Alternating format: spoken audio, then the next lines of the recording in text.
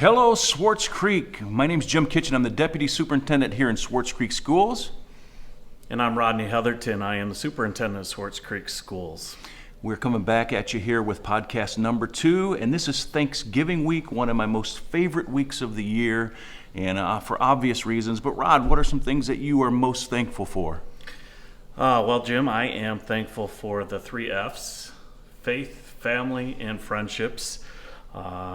Love gathering at the holiday times around people who you get to love on and enjoy some time off and some company with. I would say that at school we have a lot of things to be thankful for too. We have a lot of great leaders in this district. We have a lot of caring staff. Our teachers go out of the way to make the classroom a special place for our kids, and the community here really supports what we're doing. They embrace us like a family, and it's just a nice place to work. So I'm very grateful for that. What are some of the things you're grateful for? Well, man, it's like we planned this, because mine is faith, family, and food. Still the 3 F's, and I'm very much looking forward to food on Thursday. I'm very surprised that you're looking forward to food. I'm sure that's a shock. I'm sure that's surprising. So, and actually, it brings back memories. Thanksgiving week, my mom used to always make this stuffing. They called it, it's going to sound kind of gross, but gizzard stuffing, where they put the turkey gizzard right in that. And so my sister tries to duplicate that and does a pretty good job with it. But that's one thing that I miss that I always just look forward to, along with the Macy's Parade. I don't know if you guys have a chance to tune into that, but it's a real tradition in our families. Any special things that you guys are going to be doing on Thanksgiving? Is gizzard pie, is that an Ohio thing? It's just gizzard in the stuffing, gizzard stuffing. Is that from Ohio? That's got to be from down south somewhere, because that's just plain good cooking. The thing that I remember most about Thanksgiving was we would go to my Aunt Kathy and Uncle Tom's out in Gaines, and it was always 50-50 whether the weather was going to be nice. And if we had one of those 50-degree days, all the cousins would go outside and we would play a game of football, and it would last an hour or two before dinner. And that was a very, very favorite memory of mine. Of course, some years it would snow, and so we had to the snow bowl. We had to get inside, but always had good memories as a kid gathering with family for Thanksgiving. Yeah, I'd say don't underestimate the power of the memories that you make on special occasions like Thanksgiving. Your kids are going to remember your gizzard stuffing or that football game that you play outside, and we wish you all the best as we come up on Thanksgiving. One of our topics we want to talk about today is gratitude, and it's a perfect week for this. As part of our Positivity Project, our whole district has been really centered around the idea of gratitude, thankfulness. And really the important piece with this is Positivity Project states, out of all 24 attributes that we look at with Positivity Project, gratitude is the number one predictor of a person's well-being. And so not only is it important to feel gratitude, but to share it. And that's something like a muscle that can be worked out. So I encourage you this Thanksgiving, share some gratitude with those that you love. Hey, John Gordon, if any of you are familiar with The Energy Bus, John has like 40 books out now, but The Energy Bus was his big success. He always says, you can't be stressed if you're blessed. And basically, the brain doesn't have the capacity with all that's going on in there, with all the chemicals that are released during stress. They're the opposite of the chemicals that are released while you're full of gratitude and while you're thankful for things that are in your life. So anytime you start to feel overwhelmed, you should think of the things that you have in your life that you're very grateful for, because that stress hormone and that grateful chemical, they can't coexist. So it's an amazing little way our body and our brain works. Yeah, that's powerful. Thank you, John Gordon, for that piece of information also. Very powerful. So our boss here has been making a lot of groups in our district participate in a book study. It's really been pretty powerful. It's called Success Mindsets. And just want to talk a little bit about that. And Rod, why don't you tell us about the reach of this book study? Yeah, I originally started, you're not going to believe this, but a John Gordon book study. It was The Energy Bus, about 10 years ago, and we did that at central office. And 10 years later, we've had a lot of turnover, a lot of new faces, and as my second year on the job, I thought, hey, what if we went back to one of those books where we could really dig in and do something that would make us think about how to be more successful, how to approach just having an open mindset or a growth mindset. So I decided to buy some books for central office, so for all of our assistants and all of our directors to take a look at it. And right out of the gate, people embraced the conversation, and that's when we expanded it to the principal group. That also took off pretty well, and so I decided to try it with the board.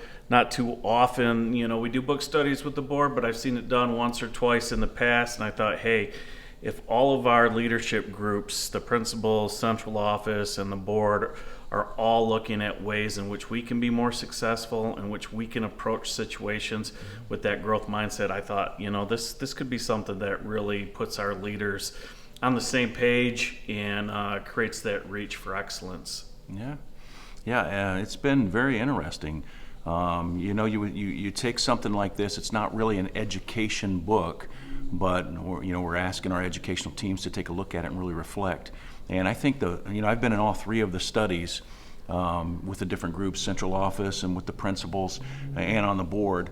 And it's interesting the perspectives that individuals will take on this. We did a survey in ours where people were asked to kind of rank themselves where they fall in different categories. And interestingly, we both are growth mindseted, but we struggled in the area of like fixed mindset in some areas. And so I think the recognition of something like that really helps us and gives us the opportunity to build.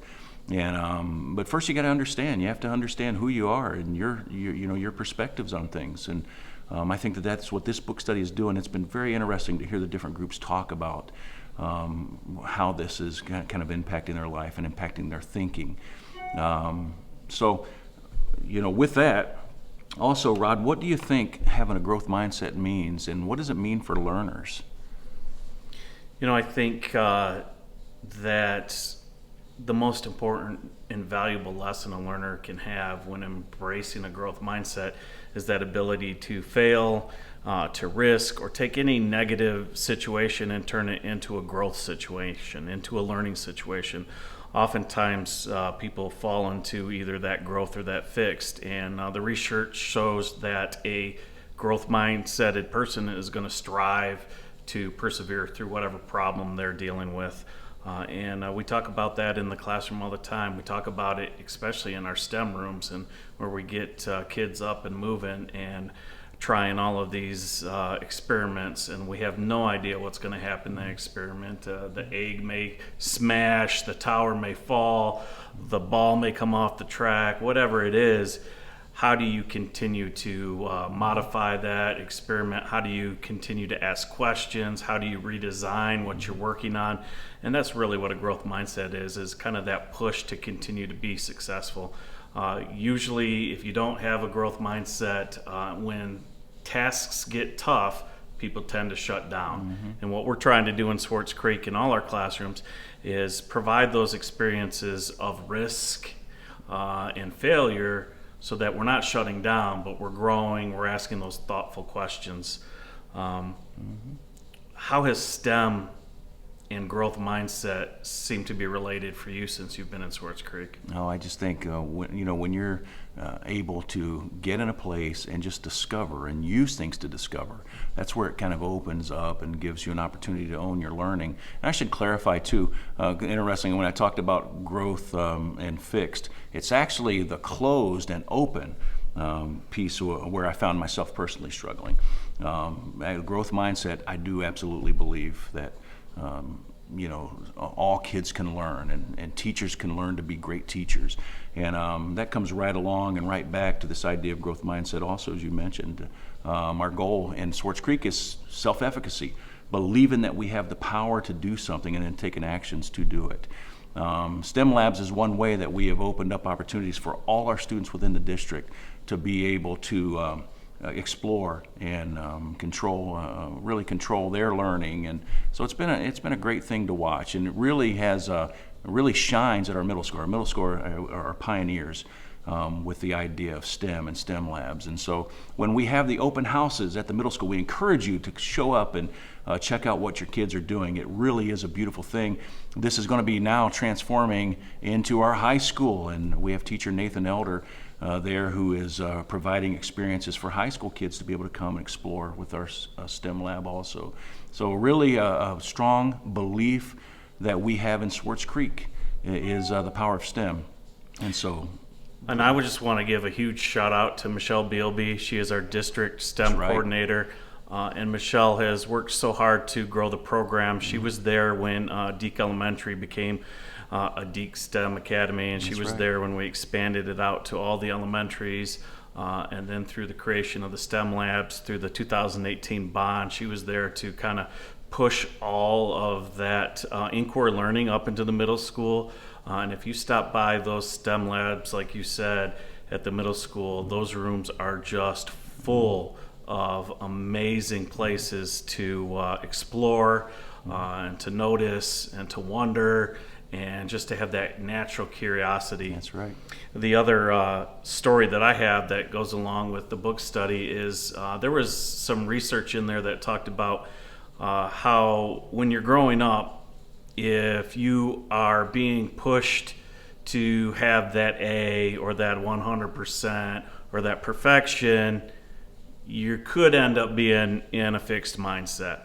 And if you are pushed and prodded for hard work and effort, and that's where your praise comes from, you might most likely end up in a growth mindset. So Holly and I were discussing at the last board meeting, I told the story about how similar to the way it was described in the book. When I grew up, my parents were always praising effort. If I got a B, the first question was, well, but did you try your hardest? And if I got a C, the first question was, well, but did you try your hardest? And so it was always about hard work and not giving up and persevering. And they also had that warm environment, that warm demander where you have both the balance of warmth and support, but high expectation, responsibility. And I said, I think this is exactly what the book's saying. You can create learners, you can create growth mindset in your kids at home if you create those conditions of warmth, support, high expectation, and praising that effort, hard work, and responsibility. And growth mindset was, as you mentioned, my highest one on my little assessment. And I think it's because I had that environment as a kid. And then Holly went and talked about how she had the environment of having to, get that A, and she felt the pressure all the time to have that perfect score. And she actually scored on the assessment that was her low area, which led towards a more fixed environment. And so we were laughing back and forth because we were sharing our stories of our childhood, comparing it to the chapter we're reading, and then comparing it to our assessment. And we're like, hey, we actually proved the research in that little story there. So I think there's a lot to do at home if you want your kids to kind of embrace that failure is not really failure, it's just an opportunity. I really encourage you to praise the effort, praise the responsibility, praise perseverance. Those are the types of praises that really inspire a kid to keep going. And it becomes deep-rooted and deep-seated as the book lays out. Yeah, well stated. And that book, again, is Success Mindsets. I encourage you to pick it up and take a look at it. It really will cause you to think. And I believe it can really cause you to open up the world, to more opportunities for yourself on how you view things and the perception that you take and the lenses that you use. So I strongly encourage you to check out that book. So this is our podcast number 2. And openly, we'll admit, we're not real great at this, but we love the opportunity to be We have a growth mindset. We have a growth mindset. We love the opportunity to be able to share with you kind of the life of our schools, what we're focused on and what innovations that we believe in. And that's going to be the purpose of these podcasts as they come out to you each month, is just kind of keep you informed as to what's going on. We look forward to moving into having guests on, and mainly also highlighting some of our students during this podcast, because they're really the reason for our being when we're in education, for sure. And we're pretty sure that by the time we get to podcast 100, it's going to be pretty okay. It's going to be pretty okay. All right, well, we thank you all. Any final words of gratitude this week that you'd like to share? Hey, I hope that you have an amazing 5-day week.